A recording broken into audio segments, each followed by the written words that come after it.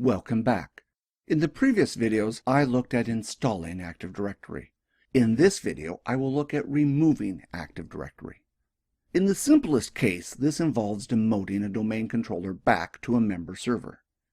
This will cleanly remove the domain controller from the domain.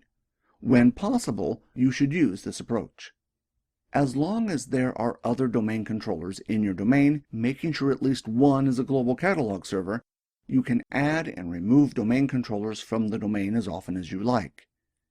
If, however, the domain controller is the last domain controller in the domain, this will remove the domain entirely and with it the Active Directory database for that domain. If the domain is a child domain, the root domain and other child domains will still function as normal. Removing child domains is a common practice when you migrate users from child domains to the other domains. Perhaps the child domain was created due to a previous limitation or for reasons that no longer exist, and thus the decision was made to merge domains together.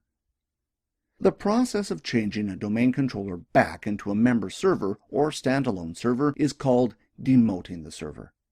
To demote a domain controller, the same tool is used as to promote it, DC Promo. In some cases, the domain controller hardware may have failed and you will not be able to run DC Promo. If this is the case, refer to our other video on seizing operation master roles to see how to manually remove a failed domain controller from Active Directory. Before you decide to demote your domain controller, check to see if the domain controller is holding any of the operational master roles. The quickest way to do this is to run the command netdom query fsmo. If an operational master role is present on the domain controller, DC Promo will automatically transfer the role to another domain controller. It is best to manually move the operational master role yourself if you want to control to which domain controller the operational master role goes. See our previous video on how to move operational master roles around. Before you remove the domain controller, you should next check that you have enough global catalog servers in your domain. You have to have at least one, but you should always have more for redundancy. Also, consider what effect removing a global catalog server will have on your network.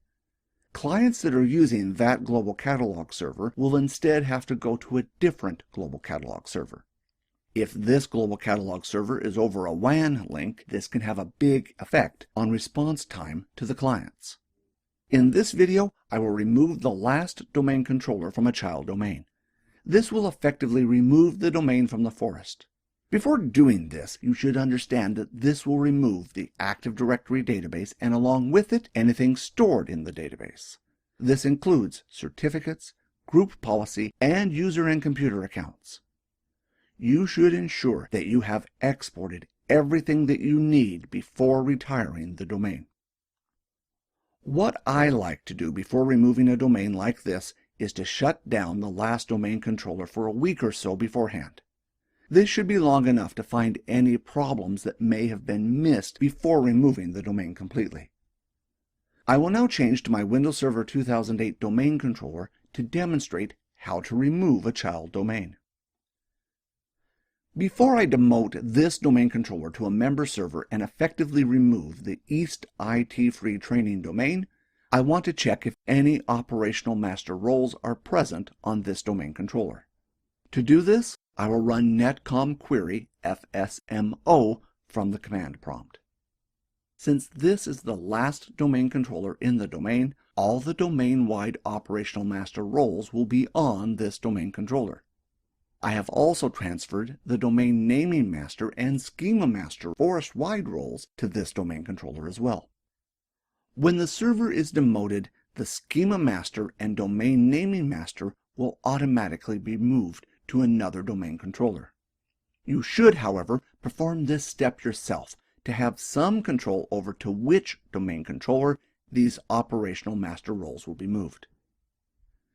To demote the domain controller to a member server, I will run DC Promo from the Start menu.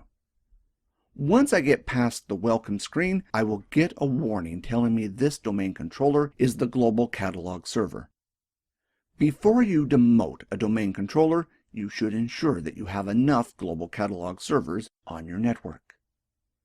On this screen, you are given a tick box asking if this is the last domain controller in the domain. In this case, this domain controller is. You would also tick this box if you had failed domain controllers that you were not bringing back online again, and this was the last functional domain controller.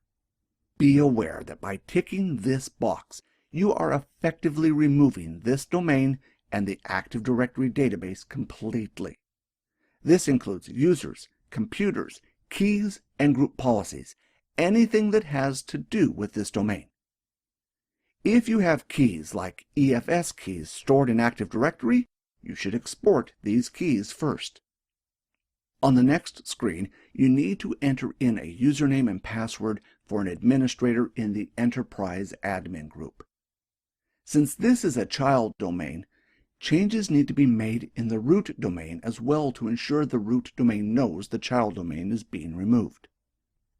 The next screen will ask you for a local administrator's account password. Remember that when you promote a server to a domain controller, the local accounts database is disabled. In order to access this server once it is demoted, you will need this administrator's password. That's it. Once you press Next on the summary screen, this domain controller will be demoted to a standalone server, and this domain and Active Directory will be removed. The process took just over a minute on this server. Large domain setups will take longer. I will skip forward in the video to the end of the wizard. Once the wizard is complete, Windows will ask to reboot the server. After the reboot, you will need the administrator's password that you entered in the wizard to access the server. That's it for removing domains and demoting domain controllers. In the next video, I will look at trusts. Trusts in a multi-domain environment allow your users to access resources in other domains seamlessly. Thanks for watching this free video in this completely free course on Active Directory. See you next time.